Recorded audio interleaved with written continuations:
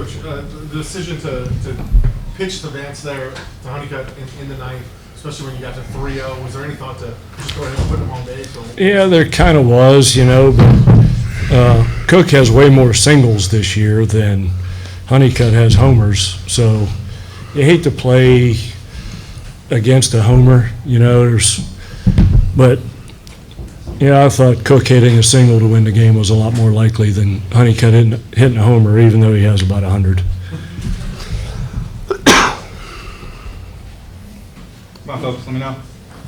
Can you just speak to Clark's performance today? I mean, going over 140 points to the eighth for the night. I'm getting ready to overstate the obvious, right? That was amazing. I just told him that's one of the best pitching performances I've ever coached in 35 years of coaching. That's just, I don't know how much tickets we're going for on StubHub today, but if whatever you spent to come to this game, you dang sure got your money's worth. What a great college baseball game. I've learned over time to try not to feel bad when something like this happens. It was just a great game to watch. Great energy in the stands. How do you duplicate that? Go to a minor league game one time, see if you see that atmosphere. That's college baseball at its finest. Two really, really good teams in the last 16 teams left in the country, just battling back and forth and back and forth. That was sad right now, but really fun to watch while it was going on. Back left and back right in here. Coach, when did the decision made to put Kyle back in the lineup, or were the things you saw that like, okay, it's ready for him to get back out there?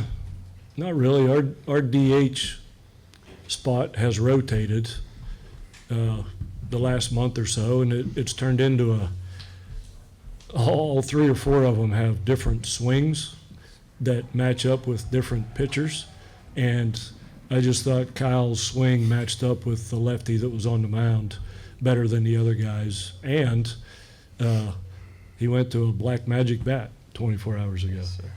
And we had a conversation behind the batting cage that he had a great round, picked up a new bat, had a great round of BP, and hitters are crazy people. They get confidence from the dumbest thing sometimes, but I think that gave him confidence, and what a great night he had. We talk about everybody blasts the transfer portal. We hate the transfer portal. It's the ruination of college baseball. Division II at this time last year. Got both of these guys out of the transfer portal, and they're performing like this at this stage of the game. Are you kidding me? With the opportunities that these guys have and what they've done for the Mountaineers, just absolutely couldn't be prouder. Back right. Kyle, I know it's hard to talk about an individual performance after the games like that, but just did you feel confident coming in, and certainly what performance it was? Absolutely. I try to always have confidence in myself, but I really just stuck to my approach. Me and Coach been talking about how swings getting around the ball, and we really worked this past week to stay through a lot of pitches, and that gave me the opportunity to hit multiple pitches in the middle of the field. Back to left. Derek, could you just talk about the emotions you probably felt in this game? I mean, you get off to a good start, then they had the 4 spot, and you guys chip back into it, take the lead, and then it just kind of seemed like both teams just swinging and punching each other throughout the game. Emotionally, what was that like? Yeah, I mean, it's playoff baseball for a reason. Nobody's going to go away at this point. Doesn't matter if you're down 10 or you're down 1. Obviously playing a great team in North Carolina, so their offense is one of the best in the country for a reason. Emotion-wise, just trying to stay even keel, work through the whole game as I can, and just try to take it one out at a time, one hitter at a time. Did you know what your pitch count was, or at all? Nah, I could have kept going if he needed me to, but at the end of the game, I mean, I allowed solo home run to start the inning, and then a single up the middle. It was crunch time, so I mean, I don't blame him for pulling me there. Derek, what allowed you to overcome the 4-run third inning? It seemed like in the 4th, 5th, and 6th, you really settled in and found the rhythm. Yeah, I mean, just sticking to my plan. I was leaving some pitches over the plate, and I walked 2 guys, I think, in the 3rd inning, so can't give a team like that free passes, especially with the middle of their lineup. So after that, I mean, I don't think I had another walk after the third inning, maybe one, but just trying to attack, stay ahead in counts, and compete. Murph, then back left, then Coach, right. any thought to taking Derek out earlier or leaving him in later? What was your thinking going into the ninth or maybe even earlier? I don't have any interest in fist fighting Derek Clark on the mound, so no thought of taking him out. Our only thought right now is he going to pitch tomorrow? Oh, But no, the guy's a warrior. You guys saw what we've been seeing this whole season, and he's a guy that he's a throwback. He's a throwback back to the Nolan Ryan days when guys were throwing 200 pitches. He can do that. He can do that. So everybody gives coaches a hard time for letting guys throw. I don't even know how many pitches he threw. Does anybody know? 100 strikes. It's about how many strikes? 100 strikes, yeah. Good luck throwing 100, finding a guy to throw 100 strikes these days. But he's, I promise you, he wants to pitch again.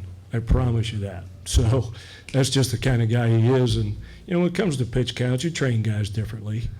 Some guys are trained to throw a lot of pitches, some guys aren't. So he's a guy that can do that. Before I get to you, there's some of the writers that just walked in. There's some chairs here. If you want them, just come around the backside. Jordan, step out of the way if you need to get through. Back left here, go ahead. Coach, in the seventh there with runners on second and third and one out, and you guys couldn't get anything across there. Do you think that was kind of a turning point? It was, we had a chance if we get a hit there and make it 8-4, it's a little bit of a different game, getting out of there with, I think, did he go strikeout, was strikeout, ground out. That was a big moment, We bunted those guys over, but they had run their relievers out there. The guy that was in there was the least famous of their bullpen arms. So, I like Chumley's chances and Hussey's chances of getting a single right there. But it's easy to look back and say, man, I wish I wouldn't have bunted Sam White there, because it could have been a big inning. But yeah, leaving those two guys out there was a big one. Evan, then Grace. Kyle talked about the confidence in the new bat you got. How did that second home run feel off of that? I think it clocked in at 425. It felt good. At the first pitch, my bat, Coach Mays goes, he's going to throw you a slider. I want you to be ready for it. These guys are going to print everything you say. That's fine. That's fine. He said, he's going to throw you a slider. I want you to be ready for it. And what happened, happened. Grace, then back up. Derek, how do you stay even keel on the mound and embrace those big situations? Yeah, just practice, I guess. I'm a senior, and I've thrown a ton of innings over the last 4 years. So if I was a freshman in that moment, it would not have been like that. Came a long way motion-wise, and you can never get too big and never get too small in the moment. So Take a couple more, starting with back left and then back, two more. Coach, a non-game question, with Coach Saban's taking over next year, you guys will obviously spend a lot of time here in West Virginia together. He's worked his way up the ranks. What was it about him and your relationship with him that made it feel like that he was ready to take over the program? West Virginia's a different place now. If you're not from there, you have no idea what it means to play at West Virginia, to coach at West Virginia, to work at West Virginia. We don't have pro teams in our state. We only have 2 Division I schools. It's us and Marshall, and we probably have 90% of the fan base. So they had, I don't know what the crowd was tonight, 4,000 or 5,000. They had 4,000 fans here. We had almost 2 million fans watching this game. And that's so unusual. Does anybody know, here's a question for all the question askers.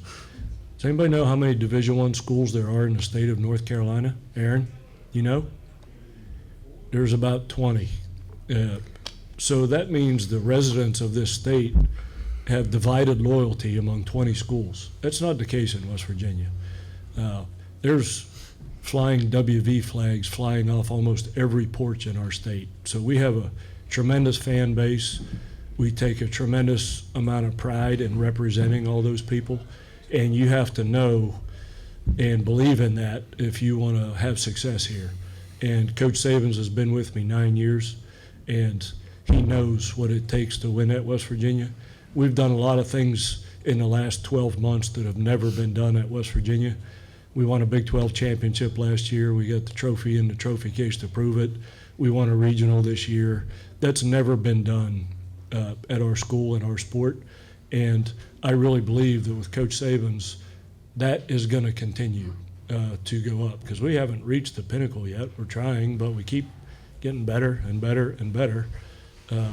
And he will continue to do that. I have all the faith in the world. Hey, man, my son's coming here to play. So I can say anything I want about the guy, but entrusting my son to Coach Saban's and this staff says all you need to know about how I feel about that group. Last two, one in the back, and then he's gonna ask you, who are you pitching tomorrow?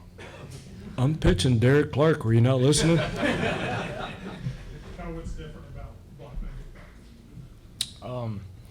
So my whole life, I swung a one-piece, and that's the main difference. The two-piece just has a little flex to it. And then I just saw it sitting there after a subpar round, and I just picked it up, and that's when Coach Mays asked me why I haven't picked it up previously. All right, thank you. So seriously, who do you play? Tyler Switolski's going to be on the mound tomorrow. Yeah.